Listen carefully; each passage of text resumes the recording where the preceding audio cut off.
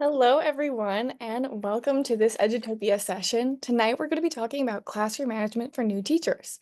My name is Madison. I live in Idaho, and I'm on the community team here at Edutopia. And before we get things rolling, I just have a few housekeeping notes. So first things, we are recording this event and we will make that recording to you available to you later. This is a webinar format, so mics are muted and cameras are off, but we encourage you to keep engaging in the chat. We encourage you to ask questions or seek clarity all throughout the session. And there are several members of the Edutopia team who are on deck to answer those questions, and the best way to submit those is using the Q&A feature. That way, all the questions and answers are all in the same place for everyone to see. And there will also be a Q&A portion at the end of the session. So I mentioned the folks that will be answering your questions, and I'd just like to introduce them now. So big thanks to our friends behind the scenes, Alicia, John, and Laura, who are educators and Edutopia facilitators, as well as Sammer and Hannah from our community team. In the chat tonight are Alex and Katie, who are both educators and Edutopia facilitators. And just to tell you a little bit more about Edutopia, Edutopia is a nonprofit organization. It is a part of the George Lucas Educational Foundation, which was founded in 1991 by George Lucas, the award-winning filmmaker. Edutopia's mission is to shine a spotlight on what works in education. We want to help educators elevate the strategies that work for them and then spread the word so that other educators can benefit from them. And that is really what we're here to do tonight. So classroom management is one of those things that can look really easy on the outside, but there's a lot that's invisible until you know what to look for. And so tonight we have three educators here with us to make it not invisible. Um, Laura is a former teacher and librarian, and she is currently core faculty at Antioch University, New England. Laura is also an author, as well as a key member of Edutopia's editorial and community teams. Jay is an educator of over 40 years focusing on science and math. Jay recently retired as a new teacher mentor for his district, and he writes on a range of topics for Edutopia. Audra is entering her third year in education. She shares her experiences on Edutopia as a new teacher, focusing on solutions to common problems. So thank you all for joining us to talk about classroom management. As an added bonus, our panelists have put together some additional resources that they thought would be helpful for you, so we will be sending those out to you later. And now Laura will take it away. Thank you, Madison. Hi, everyone. It's great to have you here with us today. Before we get started, just to frame up our conversation a little, I want to remind those of you in the audience that, as teachers, you spend a lot of time thinking about your students, about what they need, about what they know, what they still need to know, how you can meet their needs. And it can feel really hard to do that when things aren't going as well as you would like. We got into this gig because we wanted to help our students learn. But sometimes it feels like we can't get to the content the way we'd like to because behaviors aren't going the way we anticipated. When we were getting ready to do this, classroom management seemed probably not simple, but maybe a little simpler. And now that you're in the thick of it, it can be really overwhelming. And the gap between what we think our classrooms should look like and what they actually look like can it can be really big, and that doesn't feel great because we think we should know what to do, right? We're teachers. We should know what to do. So before we start, I just want to say, honestly, that is not true. You shouldn't know what to do. We can't possibly always know what to do because our classrooms are made up of human beings, and human beings, including us, have this annoying habit of constantly changing. We learn stuff, we change, we learn new stuff, we change some more. And as teachers, we're students too. We're students of our students every single day of our careers. And honestly, I'd say the teacher is the most important student in the room. So ask yourself those questions. What do you need? What do you know? What do you still need to learn? How can you meet your needs? What you know and what you don't know yet, what you need, what you're comfortable with, all of those things matter in this conversation. When you were in your prep program, you probably learned about the zone of proximal development, those zones of comfort, risk, and danger. And the comfort zone was that space where you were comfortable, but, it was probably a little boring after a while. And then that second zone was engaging and exciting and just challenging enough to be interesting. And that last one, that outer circle, that's where there be dragons. When you're out there, you are terrified. Your brain is in fight or flight. You're focused on surviving. You're not able to learn because the part of your brain that does that work doesn't work very well when your amygdala, where fight or flight lives, is in charge. And one of the best ways that we can calm those anxious brains is to apply something that I call the best formula ever. And there's more information in the additional resources, but the short version is that the more structure and predictability we can provide, and the stronger our relationships and the safer we feel in our community, the less likely we are to have that fight or flight response in ourselves and in our students. So in our conversation today, you're going to hear a lot of really interesting, awesome ideas. And I want you to remember that while they are interesting and awesome, they're somebody else's ideas. And some of them may be a great fit for you right now and for your students right now. And some of them may not be for right now or maybe forever. So as you're trying to figure out what to use now, what to hold on to for later in the year, what to put on a shelf for someday, I just want to encourage yourself to give yourself all kinds of grace. Give yourself permission to say, yep, that is something I could work with. And also, no thanks. There is no shame in not having all the answers. There's no shame in not knowing what to do. So as you're thinking about all of this content tonight, think about your zone of proximal development, just like you think of the zones for your student. If you're not feeling good about a strategy that you're trying, it won't work as well. It may not work at all. And you wouldn't ask your students to operate in that danger zone. So don't do it to yourself. You count. Remember, you are the most important student in your room. Be sweet to yourself. Honor your own zone of proximal development, please. So anyway, that's enough for me, at least for now. So I want to get to our panelists, Jay and Audra, who have so kindly agreed to be with us here tonight. Thank you both. And just to begin our first question, we throw the phrase classroom management around a lot. It's one of those phrases that after a while, I think it becomes imbued with a lot of stuff.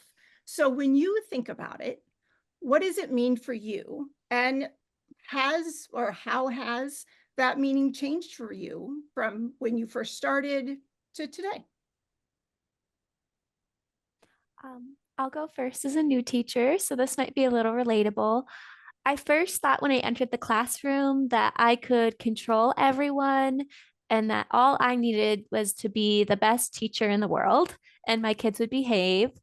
And I think that my philosophy of classroom management has gone towards more of a guidance and coaching, where you can make the choice to be coached in the classroom or you can make a decision to step out.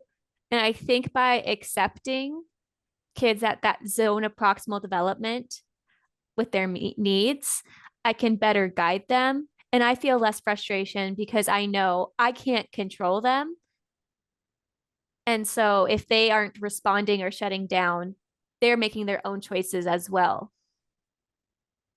Thank you. Jay, do you have anything to add? Yeah, I would say, way back in the early part of my career, it was like, oh, classroom management, that's all about behavior. And more, both in my own practice and then mentoring more recently, is more like, okay, this is all about orchestration. And so much, and I think Laura touched on this, so much of what we end up having to deal with, depending on the stage of our career, is how we manage instructional practices and orchestration of those instructional practices and clarity for students really takes care of a lot of the things that we might originally be thinking about, like, oh, well, that's a management problem. That's a management. The kids aren't doing this or the kids are doing that when we don't want them to. And so what I've seen in the last few years where I was mentoring and being in lots of different classrooms, just how much attention was paid to what your instructional practices were and your clarity, and helping ease those anxious brains took care of a lot of the things that would be like, oh, I have classroom management issues. It's like, no, you really don't. It's just tweak these few instructional things, and that takes care of a lot of the things that are causing you and your own students some challenges for the learning environment you want. Yeah, it's really interesting because we talk about all of these things like classroom management and pedagogy and assessment, and like they're all separate things. But in reality, they're all just part of the same system, right? And I think maybe it's because that's the way we learned it in teacher school. You had a class in this and a class in that. But then once you get in the classroom and it all has to fit together, it's a lot messier, I think, than we expected. So, I mean, I think for me, that's why I think classroom management is particularly tricky for new teachers, because there's sort of I don't know, there's a clarity that seems to emerge when we're in undergrad. And then once you're in it, or when you're in your prep program, whatever that is, and then once you're in it and you have all of these people with competing priorities, it's a lot messier than we expect. How do you think new teachers can manage that ever-changing messiness from all the competing priorities and needs that come up in the classroom? I'll go So, first this time. I think some of it is you have to be a little bit comfortable with the messiness. And if those of you out there that are perfectionists, that's really hard to do at times. And it's going to vary from class to class and group to group. But the aspect of that is it comes down to your something else Laura mentioned, building those relationships with the students right off the bat, trying to get to know them and get them to know you right off as quick as you can. But again, getting into, is your lesson planned? Do you know what's going to happen during the day? Is it really clear to the kids? Do you help them with the transition? So again, I think planning and as you do more and more, sort of envisioning what's going to happen. One of the things we saw again with the folks that I was mentoring, as you get more and more experience, you start recognizing, oh, this is when a pitfall is going to take place. And so I have to really sculpt this a little bit more clearly. And then others, it'll be like you'll have done something for a long time, and then there'll be some new wrinkle that you realize that you have to deal with. But a lot of it really, again, comes down to the preparation of, am I getting to know the kids? Are they getting to know me? And are my lessons really clear as far as the sequence and scope and how they're interacting and what I expect with them? Audra, would you add anything?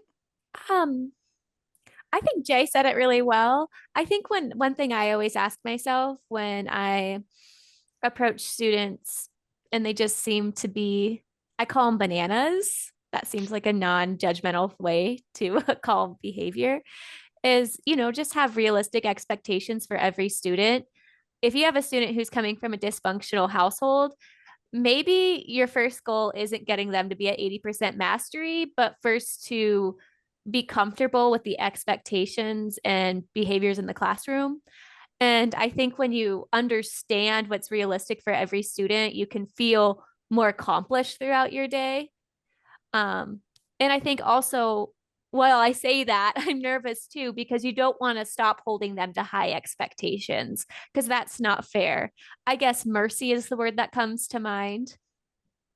And yeah, I hope that helps. Yeah, it's hard, right? Because on the one hand, there's, you're trying to build relationships and you're trying to, engagement, and it feels like you're trying to do all the things. And it just isn't quite coming together. There are these sticky wickets, right? These things, and I say sticky wicket really underplays how disruptive they can be, because they can be things like cell phones, or students who just, especially at the lower grades, kids who just blurt out all the time, kids who just refuse to engage. So when you have something like that, and you can pick one, like, what is the stickiest wicket in your classroom right now? And how are you working with it? I'm not going to pretend that you've solved it, but how are you working with trying to work with the sticky wicket that you're currently dealing with? Audra, do you feel like you go first? Yeah, I actually, I'm going to be incredibly vague, of course. I have a student. They speak a different language than I do. They feel this linguistic resistance to learning English. So language acquisition has been difficult. And they also show this kind of resistance by inappropriate behavior and offensive behavior. The student I really like the student. They have their bananas days and their good days. I would say the best thing I can do for them is be consistent with my punishments. I try to be fair.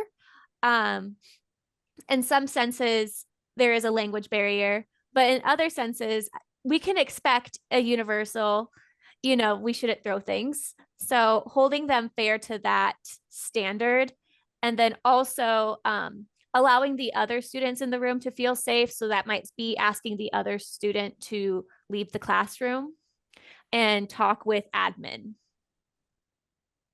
Thanks. Jay, what about you? I'm sure you've seen some sticky wickets in your. Yeah. You've So, been to a lot.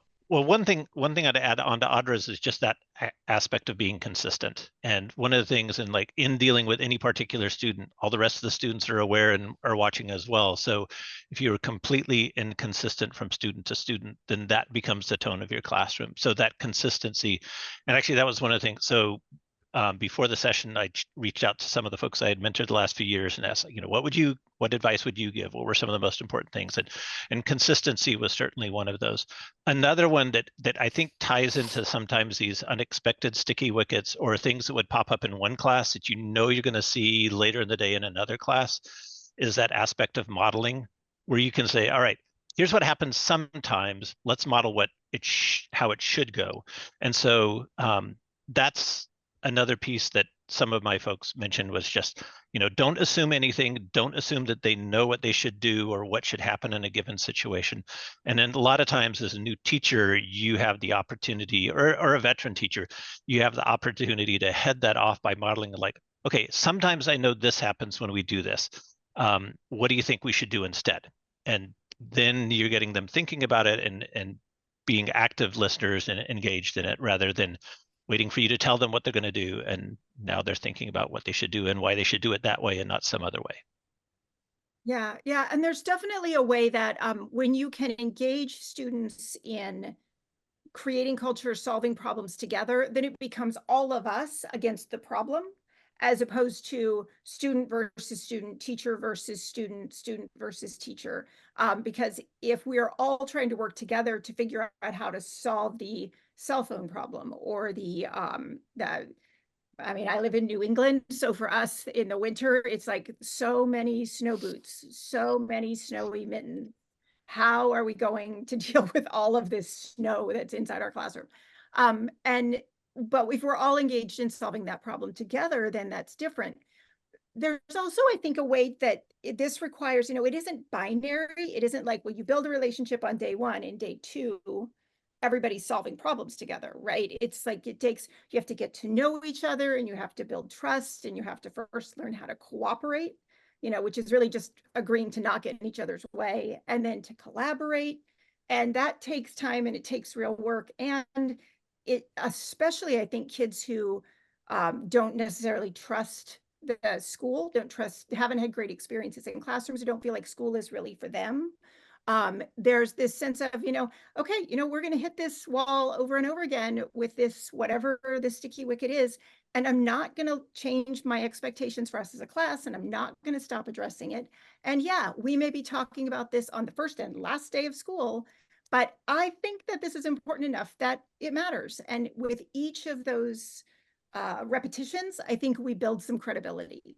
I also think it's particularly hard for new teachers, especially not even if they may be experienced teachers, but new in a building, because you don't have a reputation yet, right? And so once kids know what to expect from you because they've heard from their classmates or they've heard from older sibs or older friends, then you start a little bit farther down the road, for better or worse. So leaning into that a little bit, I think, can be helpful, like finding out, like, what do students expect from your class when they come in?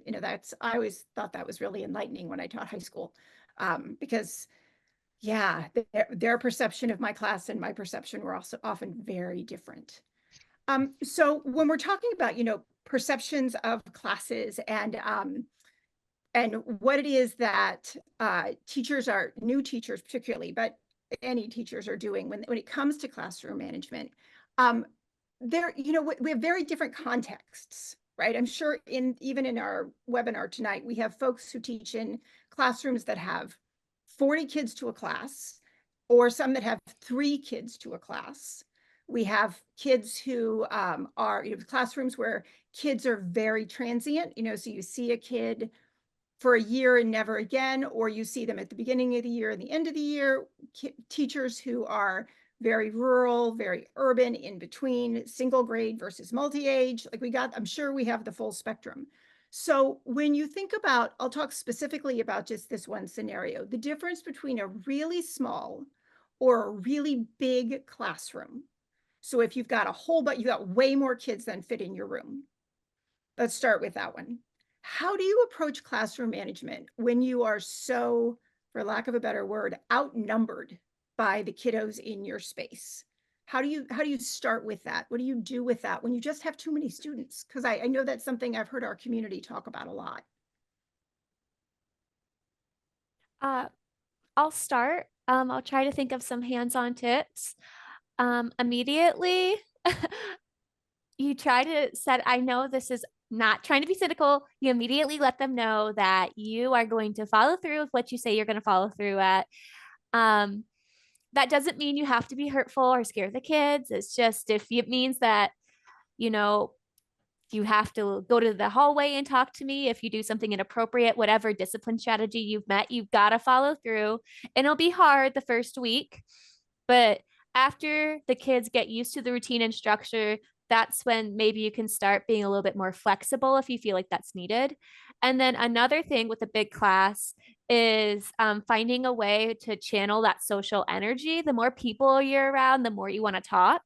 And so, usually in bigger classes, I make sure to build in a lot more think, pair, shares and a lot more collaborative activities. That way, there's a constructive outlet for that social vibe. Thanks. Jay, would you add anything there? Yeah, I had some really huge classes at times over my career, and one of the things, and again, this is something I'll talk about, like getting some routine. And so for me, a lot of times, and what I saw other people successful with is there's assigned seats from the get-go, and especially when it's a really crowded situation, and then it starts getting really awkward to move.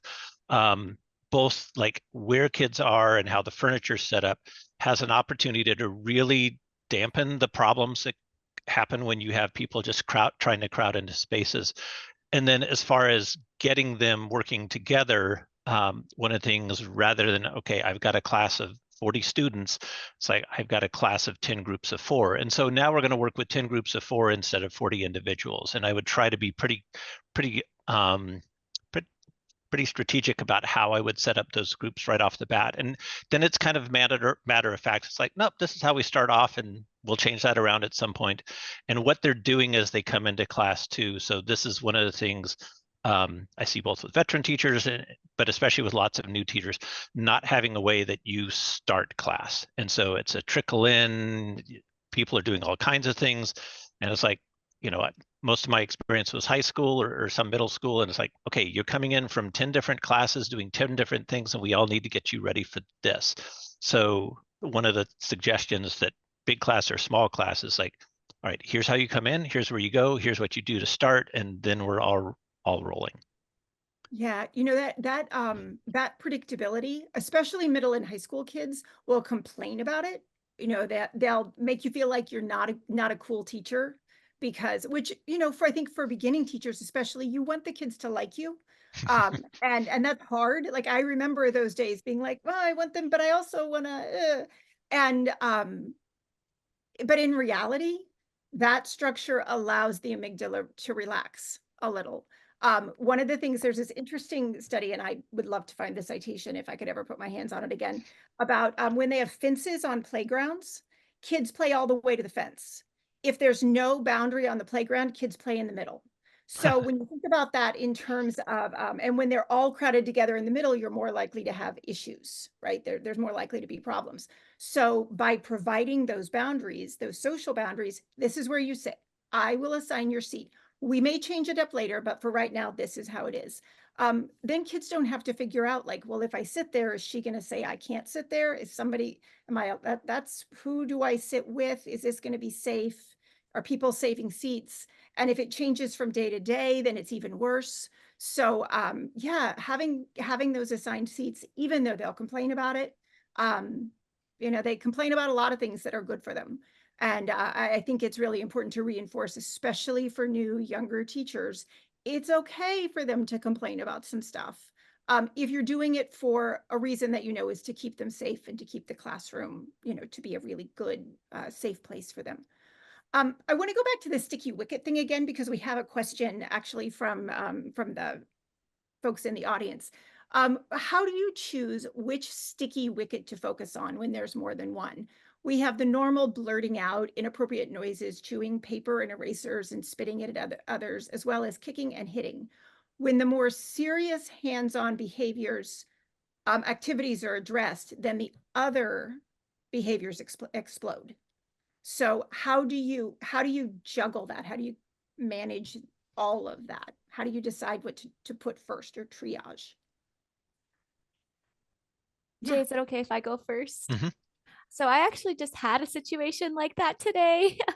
I was in my last block and I was like, "Retro, we got too much energy. We're being goofy."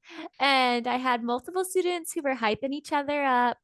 Um, I think what helped me break down kind of the complex system of chaos was understanding which person was choosing to dysregulate and which students were engaging but trying to regulate. And so I found the student who was dysregulating all of the other students, and I asked him to make better choices and followed my disciplinary plan. Once I did that, it did take a second for all the other students to realize, oh, Rutro, we can get in trouble too. But they were able to regulate because they honestly did want to learn today. Sorry, my cat just bit me. Jay, do you have anything to add while Audra deals with her carnivorous cat? Sure. I think for one thing, especially since this is focusing especially on newer teachers, is if you haven't already, try to get an idea of what your school's approaches are for these things. What, if you're a grade level team or your department, it's like, what is the practice in our building or happening next door or with our support specialist, so that you have some idea of like, okay, if this is happening, go right to this person, because sometimes there are those supports. I know sometimes there aren't, and it's like, no, it's all on me and I just have to do it. I think one of the things it kind of Laura mentioned, if it's something that's putting people at risk, that is something that you have to, so whether it's the student or the students around them, that's something that you have to deal with. And again, finding the protocols of what's going to be supported in your building is like, yes, no, we just ask them to step out of the room for the time being, or you're sending an email or a text or whatever it happens to be to deal with that. But again, some of that is modeling early on. If something happens, here's what I'm going to ask the rest of you to do. And so you hopefully have enough people that are on board with doing that in some cases will hold each other accountable. But generally it's like, okay, what is the most priority thing that you can deal with? And then the other one, I think, again, this is new or veteran teachers, is some of those little things that you've been kind of putting off dealing with, is like that you probably should have dealt with. This is why you want to try to deal with those while they're pretty small still. So, what I saw with a lot of the newer teachers I was mentoring was they were really, really reluctant to bring in any other level of support, and especially parents. And it's like, I keep having this problem, and it's like, well, what's the next step that you've taken? And I haven't. And in some cases that doesn't solve the problem, but oftentimes you'd have somebody as like, I've got 7 or 8 kids out of a class of 32 that I'm having a little bit of trouble with, and an email home to those 7 or 8 took care of 5 or 6 of them. Okay, now I can focus on the 2, and oh, those students are having problems in all their other classes too. That's a much more different approach. That raises a really good point that I think there a lot of times when teachers, especially newer teachers or teachers who are newer to their schools, when things aren't going the way they imagine they should be, there's a sense to sort of close the door, keep your eyes down, don't let anybody see, right? It's almost like a shame response, because, and they don't want anybody else to know. But in reality, we know, right, that you do better when you deprivatize your practice, right? The more you ask for help, the more you connect with folks, the more you're going to find good resources that work for the students that you're working with now, because other people are working with these students too. Other people in your building are working with them or worked with them last year or the year before. So when you're thinking about like the community of support that a new teacher would have around classroom management, how would you suggest that people make that first, reach out? How do you go to another teacher when you're feeling a little like, I'm afraid that if anybody finds out how badly it's going, I'm going to get fired? How do you help them figure out who to go to get the support that they need to solve some of their problems, or to help resolve some of the sticky wickets? Audra, go ahead. I hate to take the first again. It's just, I'm so fresh with this experience. I usually try to find another teacher who I think shares my um, philosophies. And so a teacher who might be able to put themselves in my headspace, or I could put themselves in their headspace. And I want to also check my biases. So I just say, hey, can you tell me a little bit about how the student behaves in your class? Or maybe tell them the objective situation, just because sometimes we do have biases, especially if you have a sticky wicket like that's coming in every day. You're a person, so you might have some hard feelings.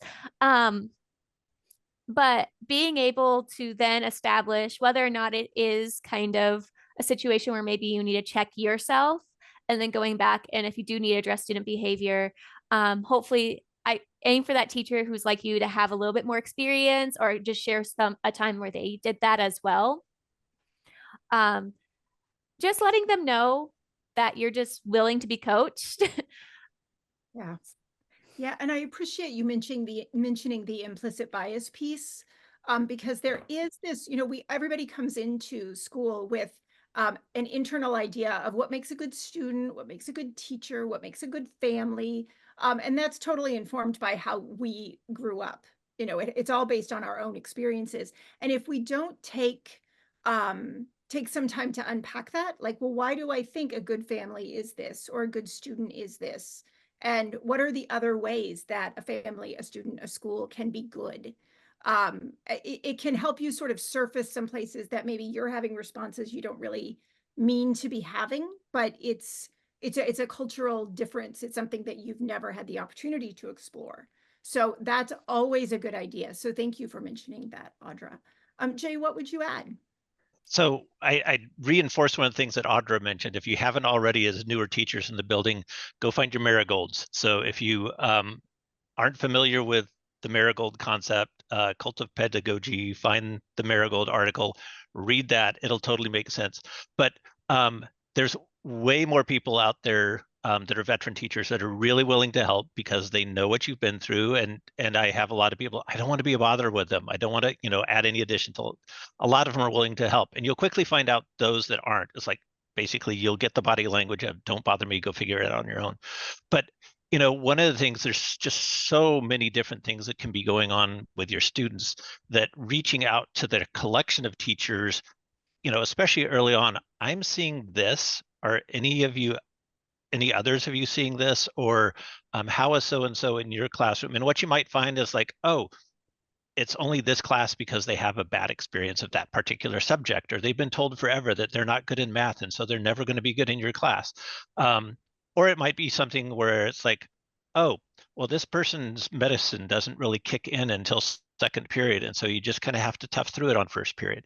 So there's so many things that could be going on that it is worth reaching out to them, or reaching out to the counselor is like, is there any information that I should be aware of? And you might find something that's like, oh, okay, well, this is a dramatic improvement on what this student was doing just last year. So, but I know from working with teachers that are like brand new to the classroom, you want to do it on your own. You don't want to be a burden to somebody else. And it's like, nope, you kind of really need to do that for yourself and for your students. Yeah, you really do. And, just just to remind people that, as Audra or Jay, I don't know who mentioned already, but parents can also be essential collaborators.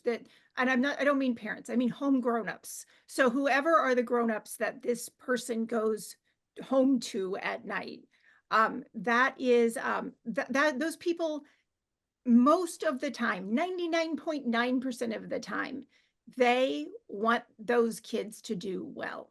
And a lot of times the assumptions that teachers make about, well, the family doesn't care about education. Well, what evidence do you have for that? Well, they don't come to back to school night. Well, also, do you know about their job situation, their transportation situation? You can't possibly know every detail of their life. Assume that they are interested. Reach out, find out.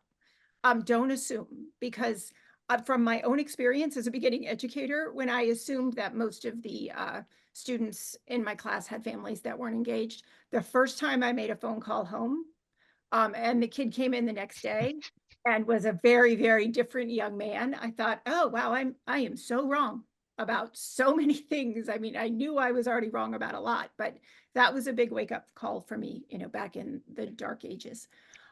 So when you're thinking about, we've talked a lot about connecting with folks who have,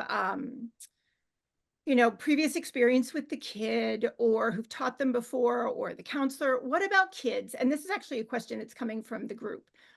Kids who come in at different times of the school year, so they're unknown to you, unknown to anybody in the school, and they come with really heavy behaviors, is how it's written in the question. How do you work with that?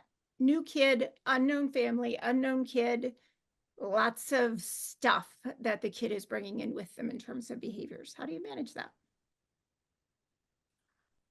I'll go first. So this has happened to me a few times. I guess the first thing that I would do from an academic standpoint is get a diagnostic. And then I would see if I could talk with them one-on-one about their diagnostic.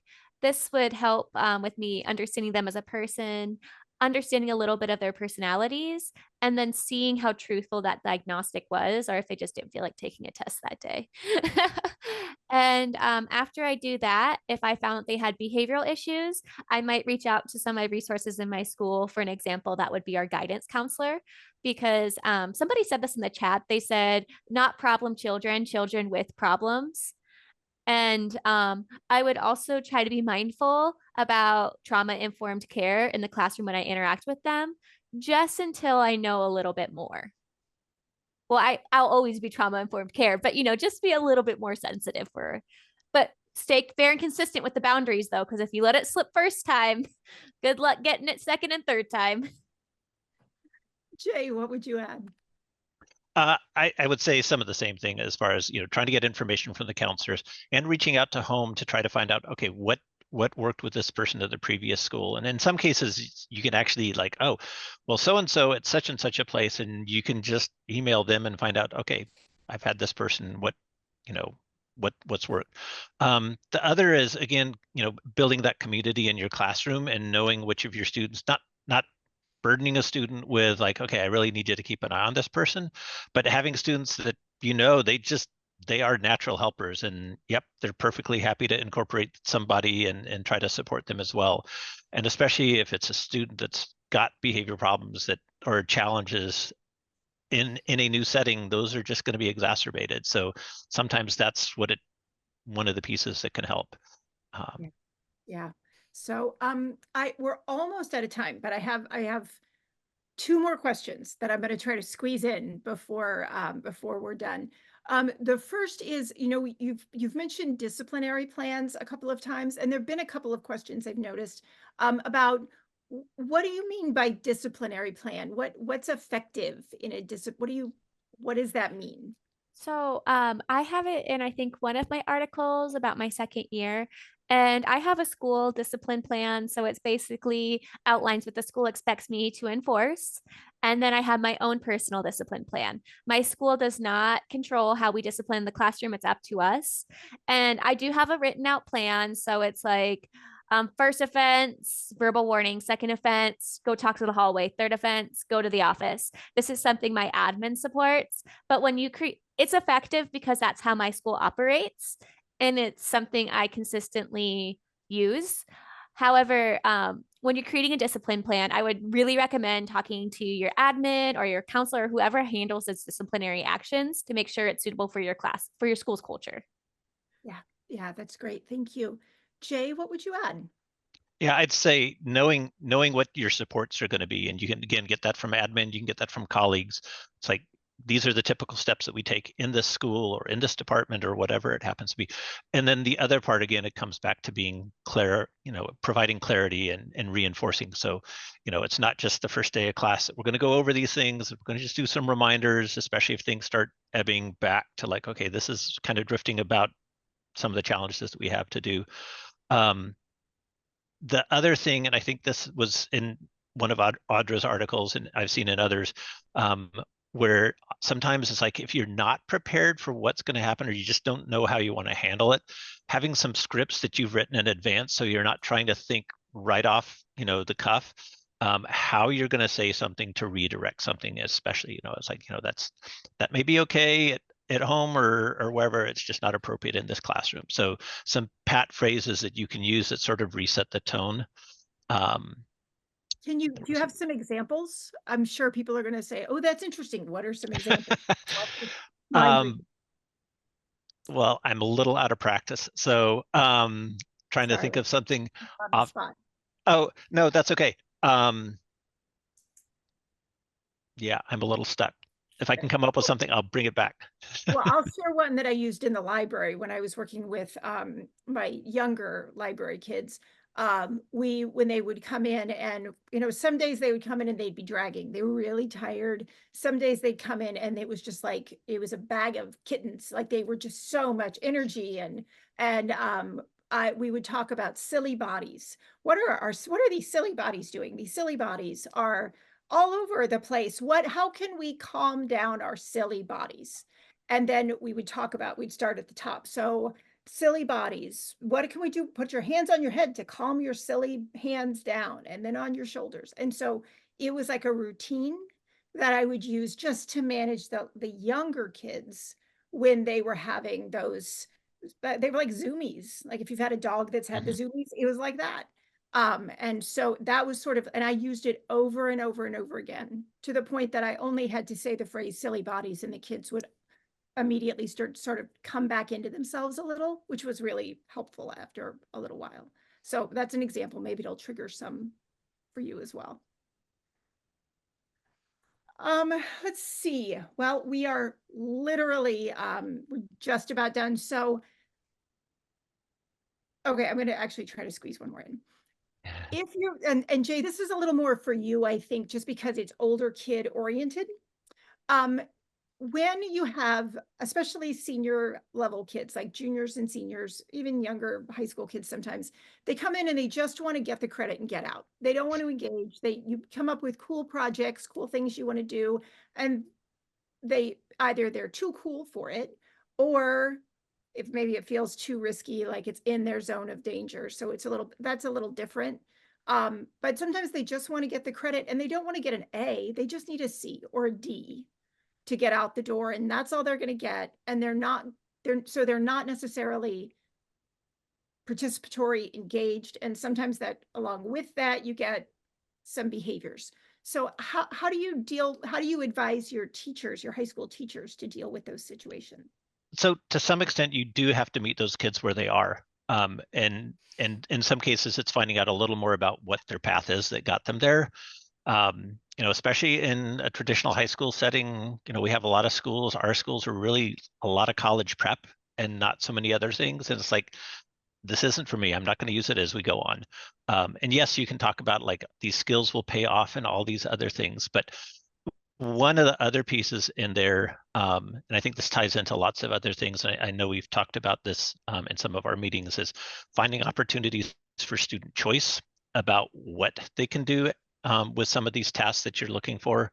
So you may have some kind of project that you have several different options for, and then you provide an option that, okay, come up with a different way that you want to present it to yourself or for yourself. And that's something where in some cases students have the chance to actually have a little more ownership, actually have a chance to have a little more direction that they can choose, and that you might get a bit more out of them that way. Okay, that's great. That's great. Thank you. I'm looking at the questions now from the webinar audience to see. Oh, this is interesting. So a question related to what Jay shared about instructional clarity. I substitute teach in K to 3rd grade, and we haven't talked hardly at all, not at all about substitute teaching. Man, those people treasures in heaven. That's all I have to say about substitute teachers. So this person is looking for language that's clear and direct that will improve in the lessons as well as the overall instruction, because you mentioned at the beginning that clear instructional language can help with classroom management. So are there specific ideas there that come to mind for you, specific, like, or maybe even just resources that you could point this person towards? Well, I'd say one of the biggest practices that I've seen people make big leaps with success with students is oftentimes we're giving verbal directions only, and students just get lost. It's like I give them 5 steps of instruction and they can remember the first and maybe the second, and then that's when things start going off the rails. So anytime you're doing, for a first-year teacher, new teacher, and veteran teachers, and a substitute teacher, when I'm providing instruction and I'm providing things to try to keep that clarity, giving them, here's whether I have it on the board as I'm going over it, they have it in paper as they're working on it, but then also before you've even started, having them go through it with you so that they're actually running through their heads about, this is what I'm going to do next. This is going to be the first step. Okay, table 3, what's the next step? Okay, table 4, what's the next step? You're getting them engaged, but you're also getting them to think about that process. Yeah, yeah. That sometimes, in the work that I do at Antioch, when we're working with teachers around this stuff, we'll talk about standard operating procedures. Having sort of a standard sequence of things that we always do in these situations, so that kids, so that they can predict what they're supposed to do when a certain thing happens. And sometimes it's like the processes and things that you learn, like a lot of responsive classroom stuff has this built into it in those first 6 weeks when you're learning how to move from place to place and put things away and all that. But at the middle and upper grades, having those standard operating procedures around, when you get an assignment, when you come into class, you're going to do these things, so that they become sort of routine. I think those can really help as well. And it's a little harder for a sub coming in trying to do that. But if you're a teacher who has to have a sub, because we all have to have a sub, having those in place can make it a lot easier on your sub, because the kids come in and they already know what to do. Right. And I'd say something, those kind of things, elementary schools, their classrooms are filled with anchor charts of, here's how we do writer's workshop, here's how we do this, here's how we go to recess, those kind of things. And I think there's a lot of high school classes that could benefit from some of those things, and especially when you're gone or when a new student comes in, where it's like, okay, well, everybody take a look at the chart for, here's how we start labs, or here's how we set up labs, whatever it happens to be. I do want to mention, I don't know where this fits in. I want to mention an Edutopia article that I found really useful and found useful for the folks that I was mentoring. And it's a research-based one, which are some of the ones I really love, because it's 8 proactive classroom management tips by Yuki Terada from August 2019. So those of you that are writing things down that do that, TERADA, just look up that, 8 proactive classroom management tips. And it was fascinating. I was writing my notes down, and I was getting the emails that I was getting from my former mentees, and it's like, yep, that's number 2 on this one. Yep, that's number 7 on this one. So great. So, Sammer just posted the link in the chat. Sammer's so good. All of it. So another question from the webinar audience, wondering about gameology, and specifically about, and Audrey, you're going to know some stuff about that. I think you're going to have heard some stuff about this, external rewards for behavior rather than leaning into or encouraging internal motivation. What are your thoughts about that? About, gamifying and particularly around behavior? So, when I think about gamifying behavior, um, I'm at an older grade at 10th grade, and so a lot of my kids don't really get as thrilled with maybe a piece of candy or like a desk pet like younger kids do. Although kids are naturally a little bit more competitive at this age, and they also don't want to be embarrassed. And so, you know, when I think of like gameology, sometimes in a very playful sense, I'll put them in sides. And whoever gets the most, we call them aura points because of TikTok. Whoever gets the most aura points wins. And then they're like fighting to like say the right answer in class and like they're engaging. And sometimes they'll look at their friend and go, "Don't do that. She'll take away our aura point." And so it's a fun way. And it also takes away some of the moral weight of some kids are more easily dysregulated. And so being told, giving a negative moral word to that dysfunction isn't fair sometimes. So it's okay. Yeah. Yeah. And I love that because it also, it's a bit of a community builder as well, right? Because there are ways that when you can play together and you're laughing and like, I love the aura points, like that's brilliant. Because that connects to something that they enjoy with their friends. They have a positive association. And it also, it gives you sort of a fun way to draw attention to, behaviors that align with expectations. Yeah, I like that. I like that. Jay, would you add anything there? I'd say the one thing is like that if any kind of reward you're gonna have to do has to be pretty quick. So it's like, okay, the ones that I've seen that haven't worked particularly well is like if you get 2 weeks of gold stars in a row, then you can finally get something because it's just the reward is too far off in the distance for these developing brains. Yeah, yeah. And it's funny because teenagers, especially, middle schoolers, they look like adults, right? They look like grown-ups. And it's easy to forget that they do not have grown-up brains yet, that their prefrontal cortex has not come back online completely or, very much at all. It's still, they're pruning all kinds of neural pathways and there's all kinds of stuff going on in there. So even on the outside, they look like fully mature adults. Inside their heads, they are not. And I think that can be really hard to keep in mind as well. What about when you have we talked before about large classes, right? So when you have a really big class and you're trying to do collaborative activities, group stuff, PBL, it's hard sometimes to manage behaviors when you've got kids working, like you mentioned before, Jay, like you've got 4 groups of 10, or Audrey, you mentioned as well, like having kids working, in groups. How do you manage behaviors when everybody's turned in, doing their work around their tables or whatever? Go ahead, Audra. Okay, I don't want to speak over Jay. So one thing that I do is I'm kind of like the panopticon. I'm constant surveillance. Like if I were doing group activities, I'm kind of walking around like a hawk trying to sniff out naughty behaviors. And then another thing I do is I ask for like some kind of action representation of understanding, whether it's a diagram, work on a whiteboard, filling out a little half sheet of paper, because then they're accountable. And when they have something that's physically there that's holding them accountable for working, they're more likely to.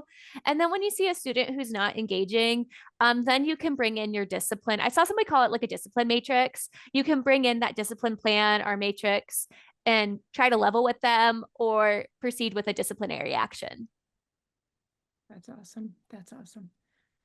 Jay, anything And to add? I think on one of those things, when you're doing these group things, oftentimes they're doing a pretty large task, but you break it down into smaller tasks and you use some time. So the use of time to create some degree of urgency, I think, is really valuable in students. You tend to err on like, okay, I think it's going to take them 15 minutes, but I'm going to tell them they've got 10 minutes to do it.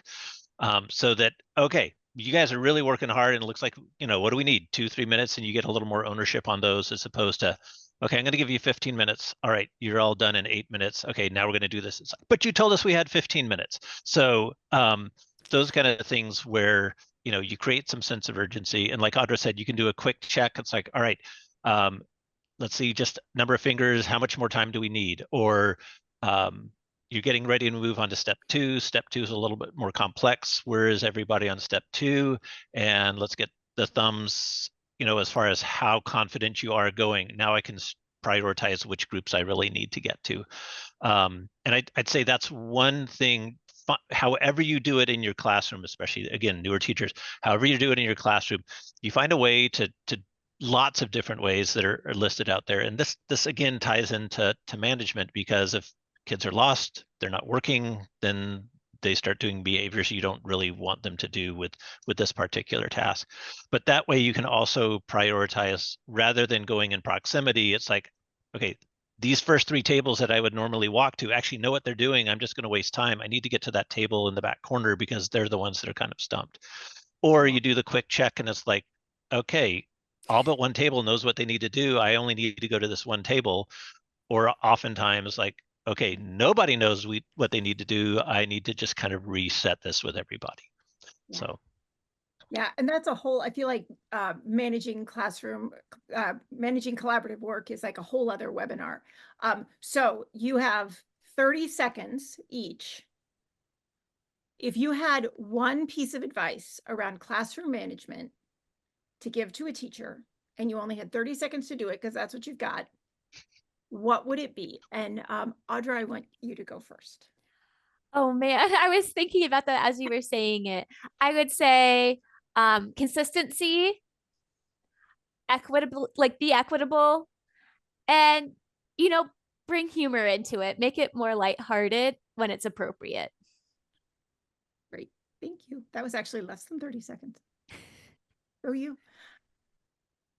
Okay, I'm going to use one that came back from one of my folks. I did a workshop with people before they started the previous year and got a quote from somebody that works in my wife's doctor's office. Battle your dragons while they're small. So you can apply that to so many different things. If you just kind of keep that in the back of your mind, it's like, okay, these behaviors are a little bit annoying. I'm just going to ignore them. No, battle those while they're small, because then they're just going to get more and more annoying. Whatever the thing happens to be going on in your classroom that's starting to go down the way that you don't want them to, deal with it while it's small. Great. Thank you very much. That was great advice. And Madison is back, I think, to wrap things up. Yeah, thank you so much, Jay, Audra, and Laura for joining us. That was fantastic. So let's give them a hand. And thank you to everyone who's joined us tonight. Thank you for all your amazing engagement in the chat. One thing I did want to mention, if you want to keep engaging this way, we do ask a lot of community questions on edutopia.org, and that is a great place to get more wisdom and resources from each other. So I really recommend checking that out. And there's also additional resources from our panelists, as well as recording, which we will be sending out in an email after the event. So feel free to share it with your friends or your colleagues who may also find it helpful. And speaking of helpful, we have another resource that was designed especially for you. It's called a starter pack of resources for new teachers. And the goal of the starter pack was to collect all the things that educators wish that they had known on their first day of teaching, and it's all here.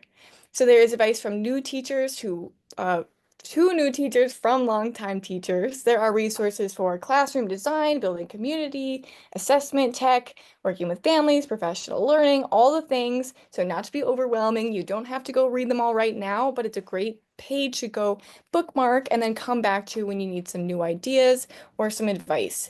And then there's just one last quick thing that I want to ask of you before we wrap up. Please share your feedback with us. There should be a link in the chat, and we'll also send the link in our follow-up email. So this is our first Edutopia session. We would really, really love to hear what you thought, which topics would be helpful for you for us to explore in the future, or how we could improve the experience. So again, thank you to our panelists. Thanks for everyone who made this event happen. And thank you to all of you for joining us tonight and for all of your amazing questions. Good night.